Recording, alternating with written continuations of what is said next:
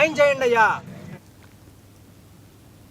అంబేద్కర్ కోనసీమ జిల్లా అంతర్వేదిలో ఉద్రిక్తత నెలకొంది. గ్రామంలో వంగవీటి మోహనరంగ విగ్రహాన్ని కాపు నాయకులు, గ్రామస్తులు కలిసి ఏర్పాటు చేశారు.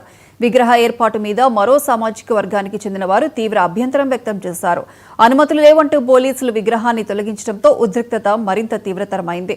విగ్రహాన్ని మళ్లీ స్థాపించేందుకు కాపు నాయకులు ప్రయత్నించగా పోలీసులు అడ్డుకున్నారు. ఈ నేపథ్యంలో యువకులు, పోలీసుల మధ్య తోపులాట చోటు చేసుకుంది. స్థానిక MLA Devavaraprasad, DSP, RDO Madhavi కలిసి రెండు వర్గాలకు నచ్చజెప్పి శాంతింపజేశారు.